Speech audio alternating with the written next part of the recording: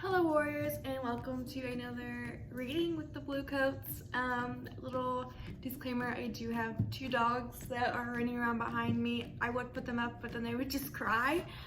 So if you hear some background noise, that is from them. I have two books to read today. I'm reading The Light of Love and Goodnight, Beautiful Moon. So let's start out with The Light of Love. Here we go.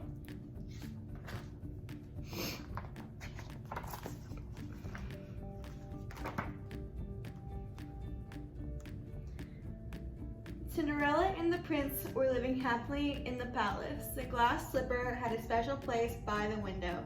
Every night the slipper shone in the moonlight. This glass slipper always reminds us that true love will find a way to shine in any darkness, Cinderella often said.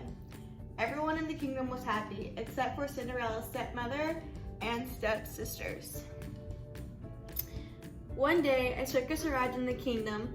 "My name's Darwin, and my circus is the most spectacular in the world. And tonight the show will be free," said Darwin. When Cinderella's stepmother saw a circus monkey steal a shiny watch, she thought of a way to finally get rid of Cinderella.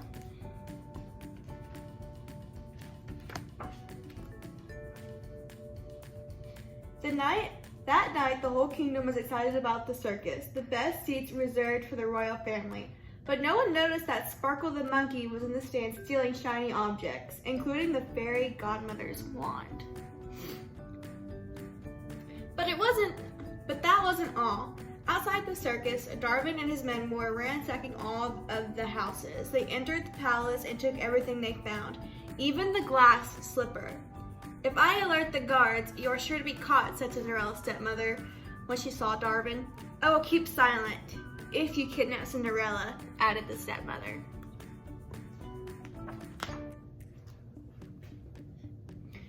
Back at the circus, Jack and Gus followed the clowns backstage. They got an unpleasant surprise. The clowns were not funny.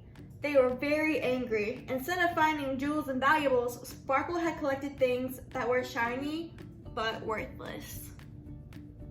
When the show was over, everyone returned happily to their homes. "The glass slipper has disappeared," exclaimed Cinderella. "It seems that Darwin's circus was not free," said the Grand Duke. "Don't worry, I'll find the slipper with my magic," said the fairy godmother, but her wand had disappeared too.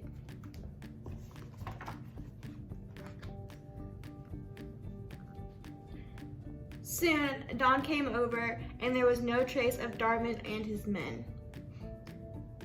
"We still have our love that cannot be stolen," Cinderella said to the prince.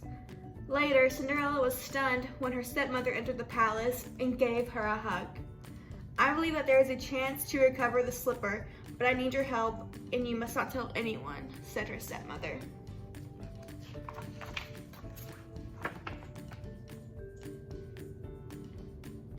That night, the princess followed the directions that her stepmother had given her.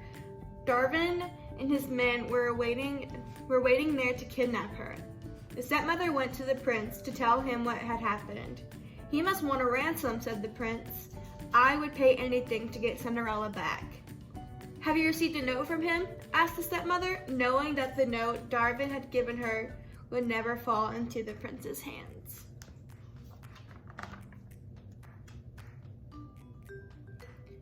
The stepmother convinced the prince to let her and her daughter stay in the palace in case some news of Cinderella arrived while he was away. "Welcome home, girls," said the stepmother.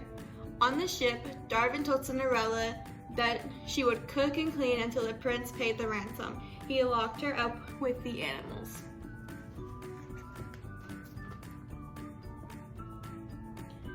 Cinderella told them the story of the glass slipper and how she met the prince. So many happy stories attracted the attention of a pair of seagulls. The princess offered them some crumbs. Meanwhile, in the palace, Cinderella's stepsister spent all day giving orders to the servants. Jack saw that paper fell from the stepmother's purse. He picked it up and ran away with Gus.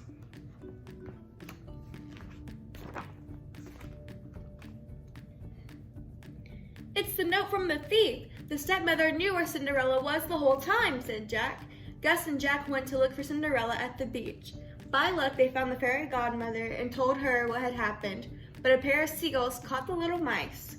These are the seagulls that Cinderella had fed. They carried them to the princess.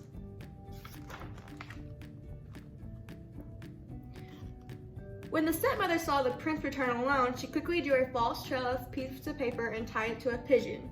When the pigeon arrived, the prince decided to follow the trail to look for Cinderella in the forest. Cinderella was very happy to see Jack and Gus, but she began to cry when she heard that her stepmother had done. To cheer up, Sparkle, Jack, and Gus got the glass slipper from Darwin's room and brought it to Cinderella.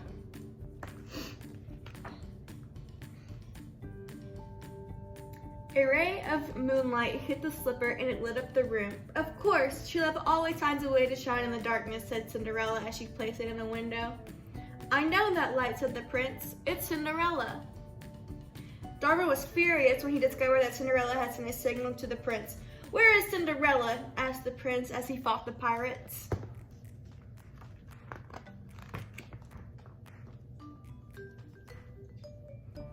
Meanwhile, Gus and Jack found the fairy godmother's wand and asked the seagulls to carry them to her.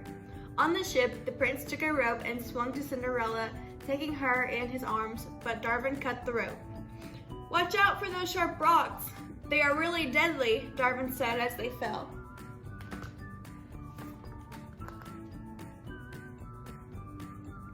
With the wand back in her hands, the fairy godmother conjured a spell to stop Cinderella and the prince in midair and set them safely on the beach.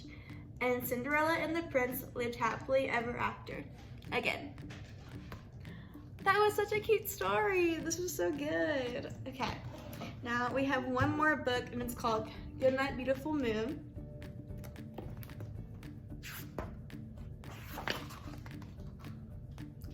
All right, let's see.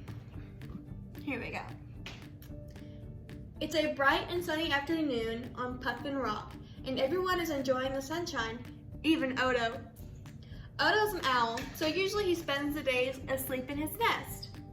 Not today though, I'm too excited to sleep, he cries.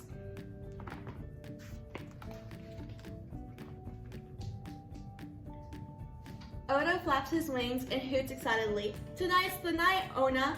There's going to be a supermoon. What's a supermoon, Odo? Asked Ona. The moon is super close to us, so it'll be super big. It'll light up the whole island. Wow, Odo. Ona gasped. I can't wait to see it.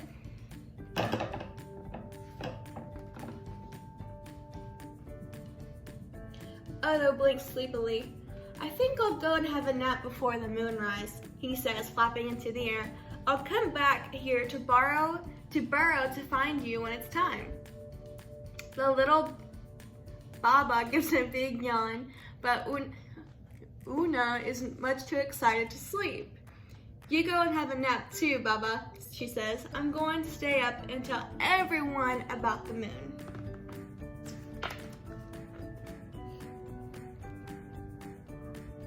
As she runs off, Una bumps into her friend. Hello, Mosi. Mosi? Have you heard about the supermoon tonight? A supermoon? Asked Mosi. Where? But Una is already running on. Meet us at the burrow at moonrise, she calls back. I'm going to tell May.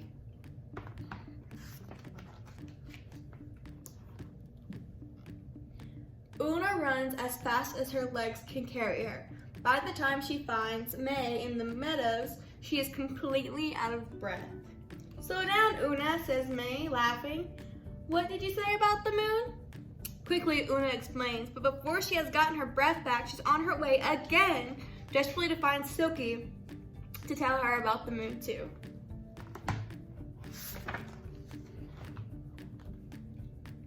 The sun is beginning to set as Una slides down a sand dune towards Silky. Silky is unsure. I'd love to see it, she says, but I don't usually stay up late.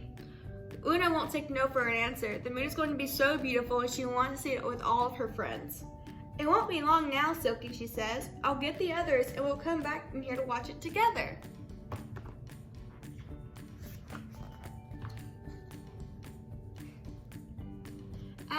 sky darkens, Una starts to walk back to the burrow to meet Odo. But her legs are aching and the warm sand is so soft. Una's eyelids are getting heavier and heavier. Her head is drooping, and in no time at all,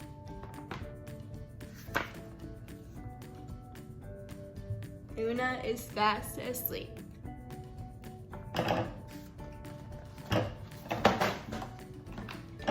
Oops. Odo arrives at the Puffington Burrows with his brother and sister, but there is no sign of Una. Papa seems worried. Just a second. What are you guys doing? My puppies were being curious. Okay. Odo flutters up and down anxiously.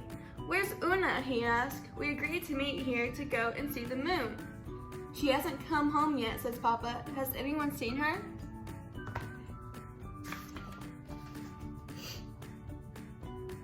Last time I saw Una, she was going to meet May, says Mossy. But Una isn't in the meadow. Last time I saw Una, says May, she was going to see Silky. So together they rush to the beach. Rush to the beach.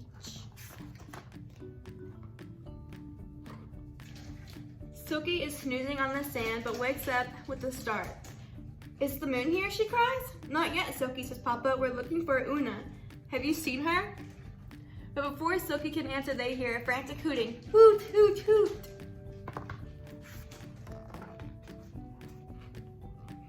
Here she is, calls Odo, as Papa lands beside him, laughing with the relief that Una is safe and sound. May sighs softly. Poor Una, she says. She wanted to see the moon so much she must have tired herself out.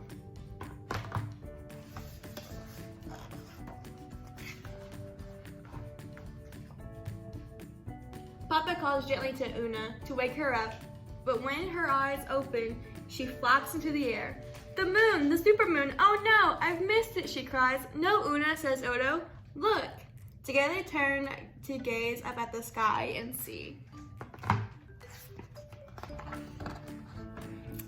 the moon.